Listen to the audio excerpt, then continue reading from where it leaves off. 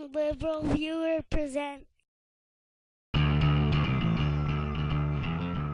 So, NBC's great new show Studio 60 on the Sunset Strip tries to give voice to both sides in the culture war, as exemplified in this exchange between the conservative Christian character Harriet, played by Sarah Paulson, and the liberal Jewish character Matt, played by Matthew Perry. You know what? When George Michael does some guy in a bathroom, or Woody Allen marries his daughter, or a child molester gets an Oscar nomination, it doesn't really give Hollywood a lot of moral authority on sexual behavior. Hollywood? Who else are you talking to? You say Hollywood like A, you're not a part of it, and B, we all get together once a month to decide what we think. I've worked in Hollywood for 10 years. I've never been in a room with three people who agree with each other. In fact, in a two-part episode this month, the show traveled to Pahrump, Nevada, and let a conservative judge, played by John Goodman, attack his stereotyping here. Stop thinking everybody between Fifth Avenue and the Hollywood Bowl just stepped barefoot out of the cast of Hee Haw. Tell your friends about it.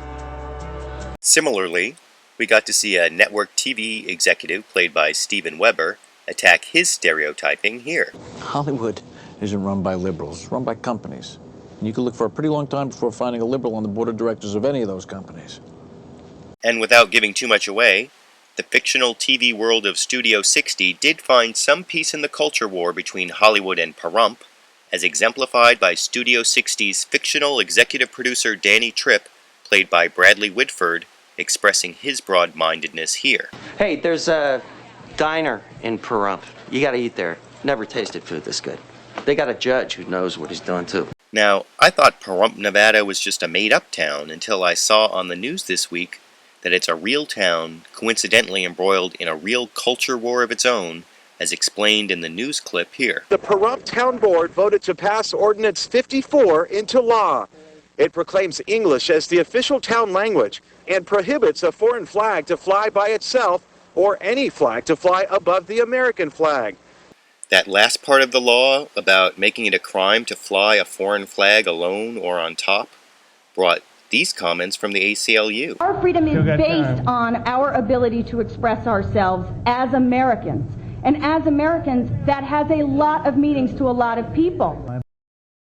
If you pass an ordinance that is blatantly in violation of the First Amendment, this town will be on the hook for a constitutional lawsuit if you ever send a ticket out to anybody who's flying whatever flag they want. Get out of this country. Did you hear that last commenter telling the American Civil Liberties Union to get out of this country? But what struck me most about the real Pahrump was that the 5-member town board actually split 3-2 on the issue, with comments on both sides like these. This is America, one language only. Amen. Freedom to speak in any language, not just English. If they come here, they learn English. What they speak in their home is entirely different. I'll be damned if I'm going to tell my kids they cannot have both their cultures, English and Spanish.